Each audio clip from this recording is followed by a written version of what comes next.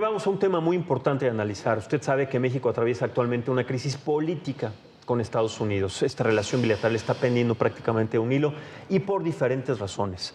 La polémica, primero, por el secuestro, el supuesto secuestro y la entrega del Mayo Zambada a la justicia norteamericana. Y segundo, si es que nada más podemos hablar, porque son muchos temas, el señalamiento de Estados Unidos contra políticos mexicanos ligados al crimen organizado. 10 políticos mexicanos, entre ellos Enrique Insunza, senador que todavía está en funciones, y el gobernador con licencia Rubén Rocha Moya, que sigue sin aparecer, no se sabe nada de él y sigue sin ser detenido y entregado. Pero esta, desafortunadamente, no es la primera vez que algo así ocurre. Para platicar y analizar a profundidad sobre esta situación, sobre la historia de temas bilaterales que hay con Estados Unidos, las repercusiones que han tenido a lo largo de tantos años, agradecemos nuevamente la presencia del periodista Raúl Torres, que tiene siempre un punto de inflexión y muy importante analizar sobre esta cuestión. Raúl, gracias nuevamente, buenos días y bienvenido siempre a ADN. Gracias, gracias Max, gracias, al contrario, agradecido. Pues esta no es la primera vez, como decíamos, ya hay antecedentes de situaciones muy frágiles que ponen en entredicho la relación entre Estados Unidos y México. Haznos un recuento y un repaso sobre estas situaciones, estos hechos, Raúl. Muy bien, pero déjeme primero comenzar con esto, porque a mí me toca de manera muy particular, porque en 1980, que ustedes seguramente no habían nacido, pero yo sí, se estrenó la película ¿Y dónde está el piloto?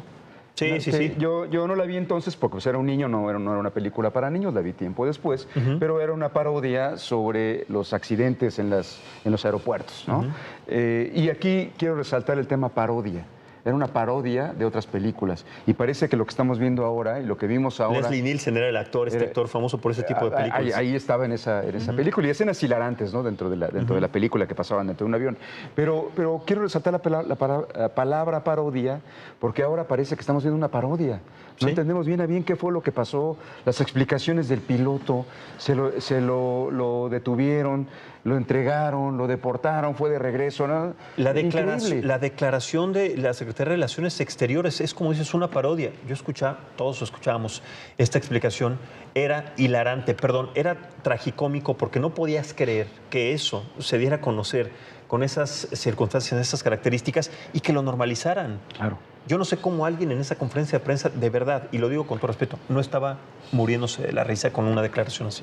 Y todavía más, yo no sé cómo en este momento no se nos explica y que no haya una sola persona sancionada por una situación como esta. Exacto. Una sola persona despedida, ¿no? Una sola persona en la cárcel incluso, por no haber llevado de la manera correcta esa investigación y estar exigiendo pruebas cuando tenían a la persona que les iba a dar pruebas. Ese sentido común lo tienes detenido, ahí lo tienes, no solamente en ese vuelo, en diferentes operaciones, cobraba $200,000 por traslado.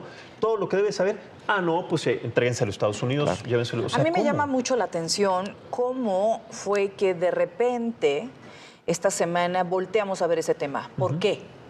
¿Por qué subirnos al tema? ¿Por qué ir a encender candela en un momento? Porque la autoridad no da a conocer estas imágenes que un periodista, Luis Chaparro, y lo decimos así, da a conocer. Claro. Él, no la autoridad, no las personas facultadas para esto. Un periodista sube y se va y ofrece las imágenes que dejan en tela de juicio justamente este actor diplomático. Y encuentra esta información que le da el FBI, que le dice, en efecto, sí participamos.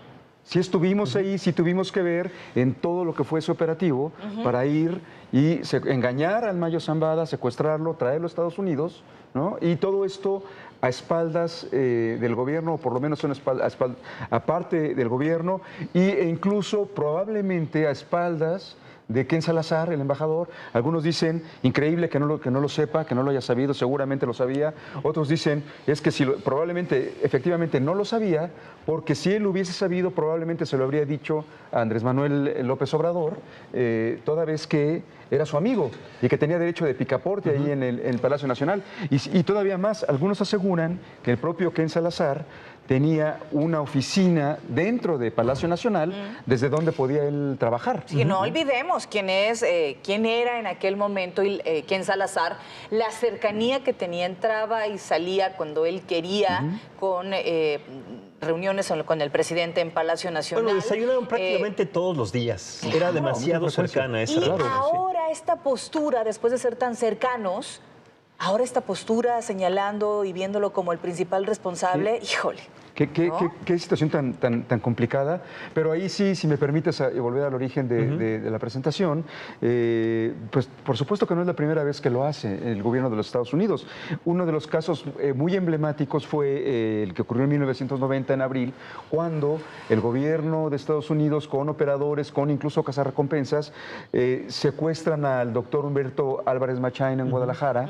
Este hombre lo acusan de haber mantenido con vida a Enrique Camarena Salazar en 1985, mientras lo estaban torturando la gente de Rafael Caro Quintero, y entonces se les estaba muriendo y llevan a este médico para que presuntamente él lo mantenga con vida, para que lo sigan torturando y para seguir sacando la información.